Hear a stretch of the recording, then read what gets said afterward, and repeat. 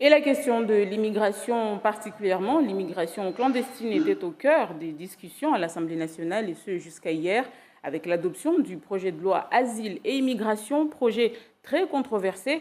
Nombreux sont en effet les députés qui se sont opposés, dont Mansour Kamardine. Il a été l'un des orateurs les plus virulents, mais au final, aucune mesure particulière n'a été prise pour notre territoire, aux grandes dames donc du parlementaire mahorais. On l'écoute au micro de nos confrères d'Outre-mer Première. Sans le regroupement familial, dans 5 ans, la population étrangère à Mayotte sera de l'ordre de 75%. Dans les écoles, sera 85%. Si on vient encore ajouter le regroupement familial, chaque personne régularisée, il y a 600 personnes qui viennent en régularisation tous les jours devant les préfectures.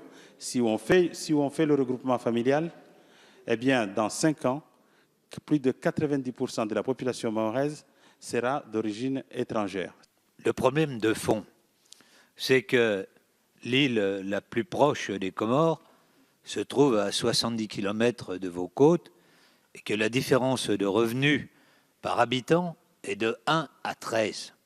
Donc évidemment qu'il y a une immigration irrégulière qui est absolument extraordinaire et qu'aujourd'hui on arrive difficilement à gérer. On va y mettre les moyens supplémentaires.